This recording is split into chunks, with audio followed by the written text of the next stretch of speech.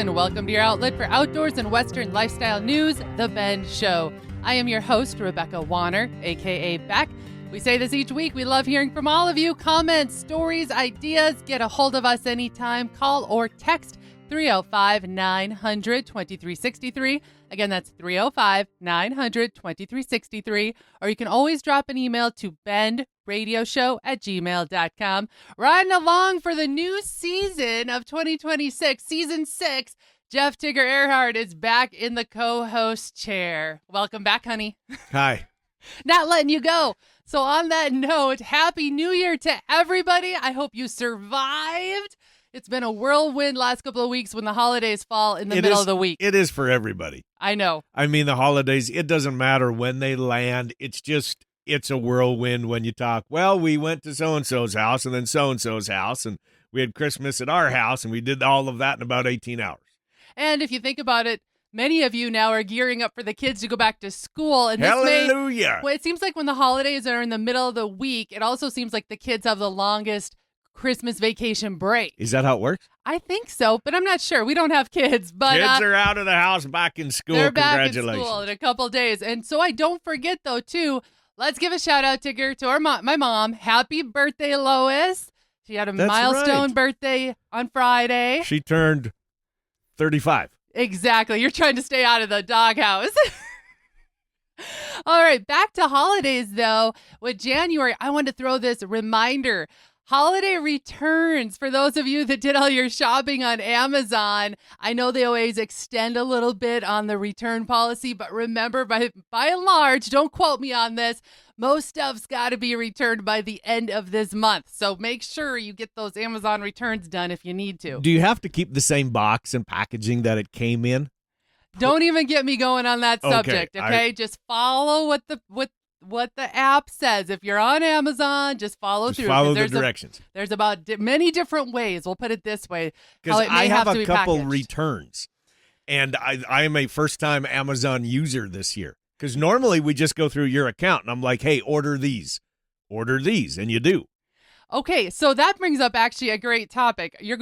Everyone's wondering, wait a second, why does Tigger not have his own account? Well, because we were trying to save money, Tigger was. I didn't need one. And you didn't feel like you needed one because you were more of an eBay guy. But now you've realized the benefits, especially when you found out how expensive shipping is. That was the game changer for me. So you pay for Amazon. I know we're going down a whole different road, but you pay for Amazon Prime, and that includes free shipping and many times free returns, right? Right. Is that how it's supposed to work? Most of the time, but yes, not always. And if you're an eBay user, which I still am, but that was the majority of where I would go shopping for something, you have to pay postage on it, and usually there is no free return. So now Tigger is about to sign up for his own Amazon account. And for those of you that are wondering why we don't share Amazon accounts, it's because, Beck does her shopping, and she does not want Tigger knowing what he is getting for any said holiday special occasion, or maybe I just don't want to. But I can be trusted with my own Amazon account, though, too. I mean, you know that I'm not going to go hog wild and order this and be like, I need 7 of those and da-da-da-da-da. Well, that's because we still... one way or the other, so. Speaking of the new year, did you know this, Tigger? 80% of New Year's resolutions fade by February. Oh, absolutely they do. And I would say the majority of them fade probably like by next week, Thursday. That's very good of you saying that, because did you know that Quitter's Day is often called the second Friday of January? So that gym membership, you have time to go ahead and cancel it, and you don't have to pay for February, just saying.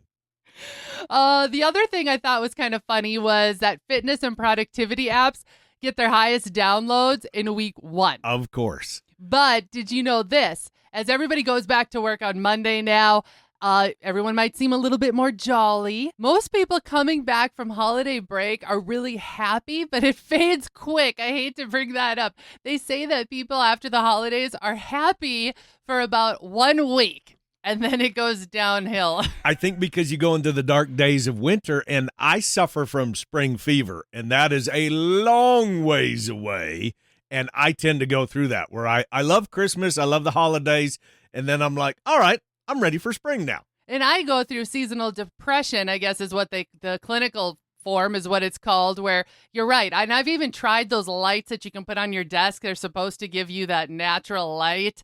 Yeah, it doesn't work. They don't work. That's I'm telling you, just get outside and get some vitamin D from the sun, even if it's 30 below. This too shall pass. That's what I'm going to say.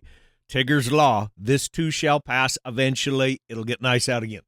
All Come right. June. I was looking into some travel trends for 2026, and here's something to think of. I guess what's trending this year, and it makes sense, is purposeful travel. So think less is more versus trying to pack in as many trips as possible. And with that in mind, I wanted you to know about this. They're saying now summer travel, be looking at flights and hotels. That's right. Be booking now. Be considering booking now for some of the cheapest deals. And I'm going to tell you a little insider tip. Over this last year, I did quite a bit of flying, and I do have to say that still the Travel Tuesday, that coined phrase where you shop for flights on Tuesdays, well, that still has remained to be my cheapest day of the week. That's so far really true. For at this point, so far on all the flights I booked for in 2025, even those that we're kicking off, we're going to be leaving in a couple of weeks for.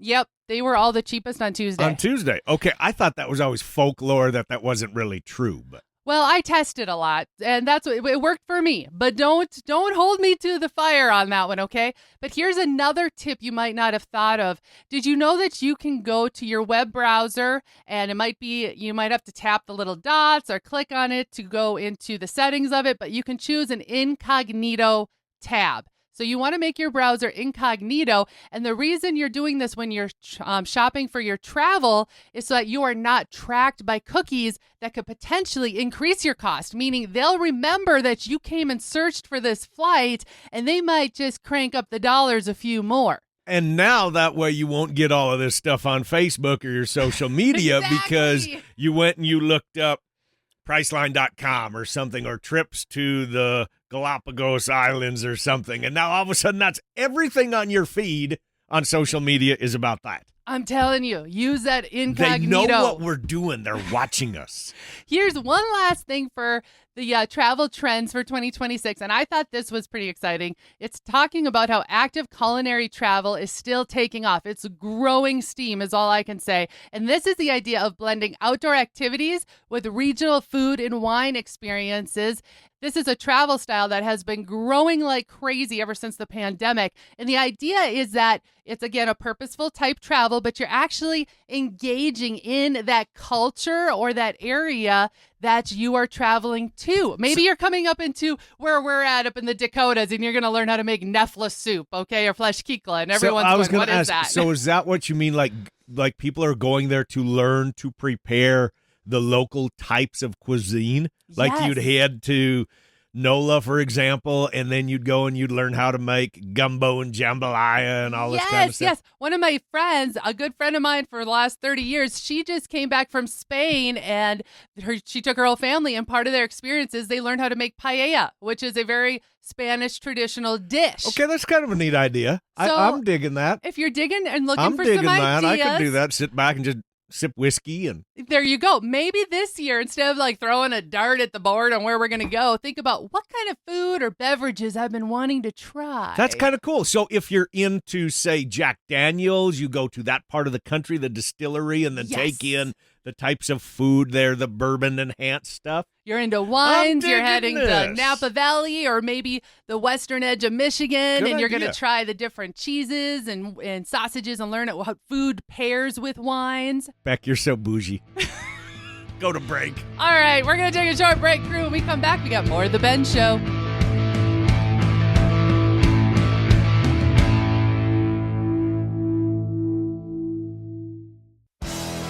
Hey guys and gals, this is John Arman with Ultimate Outdoor Adventures TV.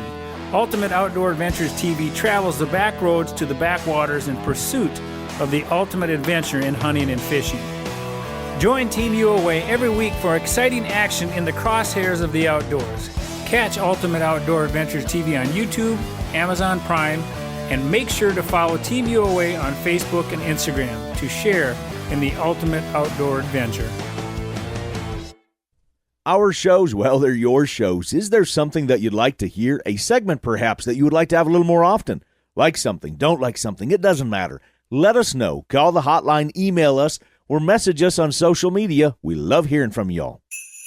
Looking for a Christmas gift that really rocks? Surprise your friends and family with tickets to the world-famous Miles City Bucking Horse Sale. Not only will they experience world-class rodeo action, parades, shopping, and classic Western fun, this year's concerts are bigger, louder, and more unforgettable than ever. Featuring Corb Lund, Kenny Fiedler, and the kickoff concert with Trace Atkins. Give the gift of live music, dancing, and memories that last long after the lights go down. Get your Bucking Horse Sale tickets today at buckinghorsesale.com and ranchchannel.com and make Christmas legendary. Want to add just a little bit of spice to your event, your customer appreciation supper, your banquet, your meeting? Oh, yeah. Well, bring in us. Beck and I as your keynote speakers, hosts, MCs, a host couple. We'll make them laugh, even cry tears of joy. Call us today.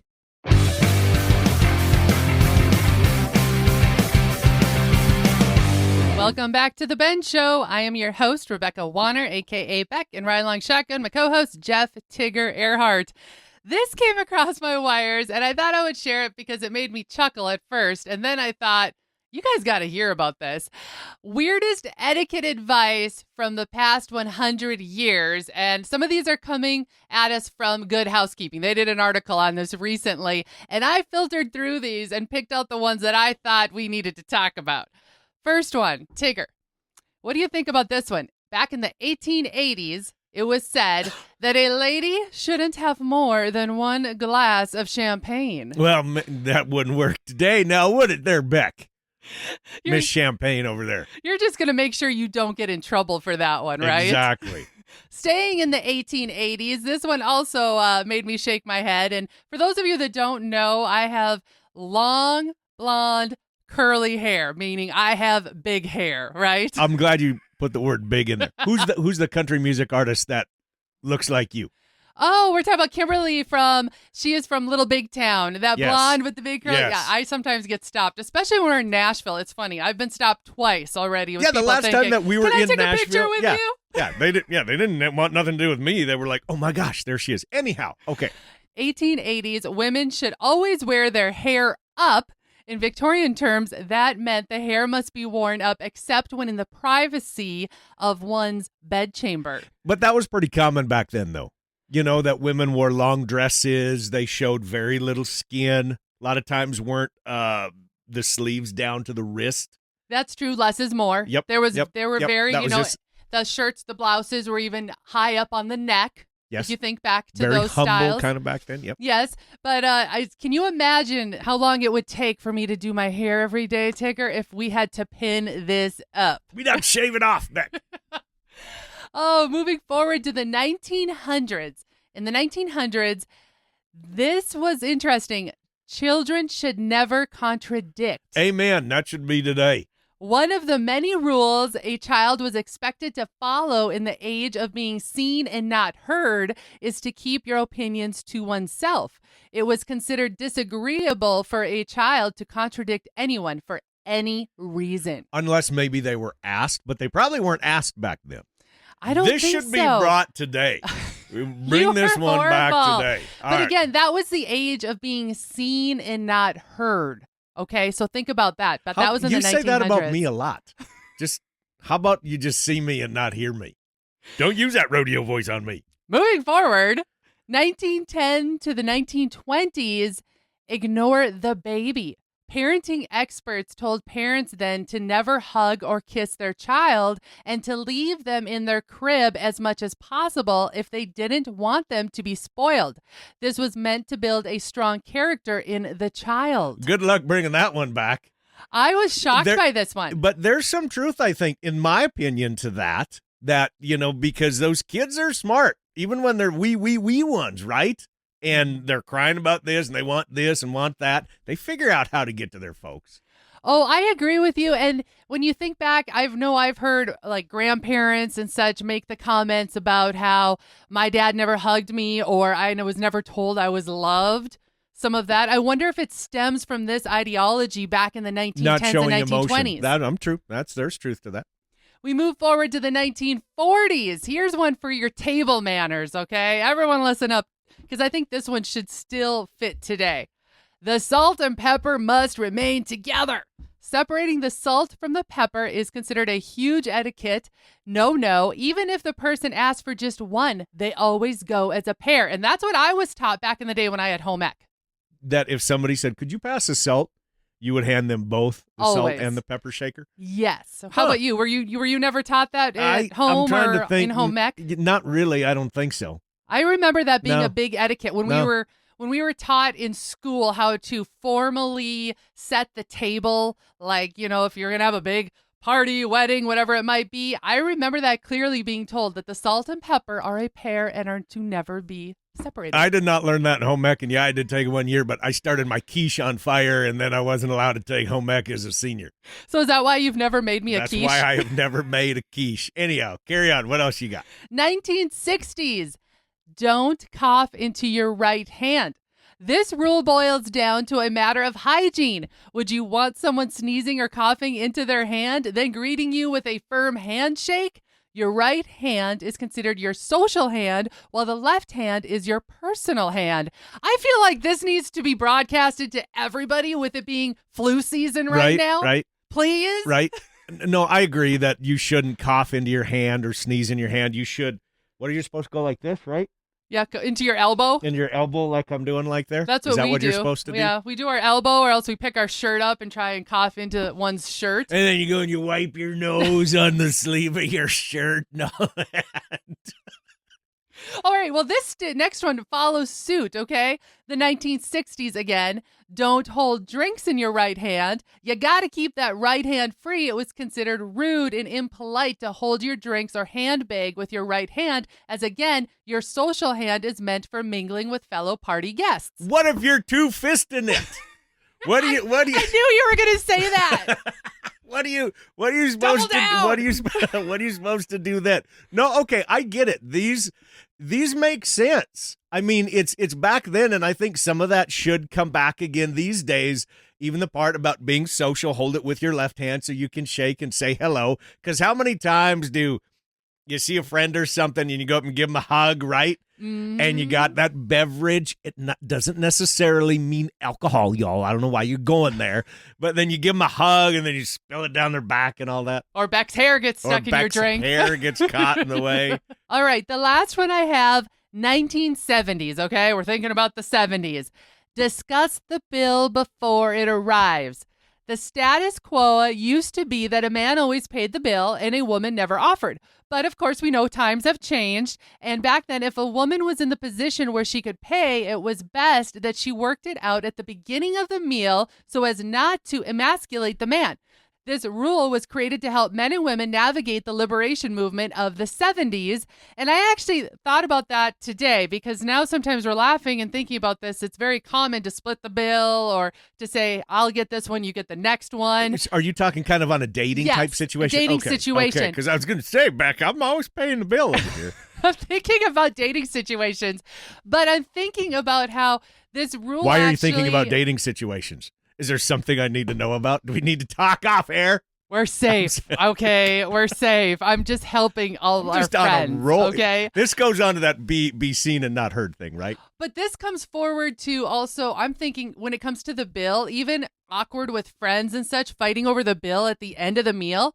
I think the etiquette should be today that always discuss the bill before it arrives. Like, as soon as the waitress comes, just quick say, we're going to split the bill. Or he and she's on mine, or she's on yours, or I'm going to take care of this. Okay, that's another good point. You end the meal on a good, not an uncomfortable foot. You leave it on a good note. So we do a lot of business dinners with clients. And actually, they always want to pay, right? I mean, that's just kind of how it is. That's a good idea, though, when maybe she's taking my order that I just maybe lean in and just say, make sure you give the bill to me. Yes. That's a good idea. That's a good idea. I'm just helping you out. We're revolutionizing. This isn't the 70s anymore, okay? We've come forward 50 years, all right? And I'm just saying, discuss that bill before it arrives. Good idea. Get it out of the way. There's a little bit of etiquette for y'all. We're going to take a short break. We got more of The Ben Show right after this.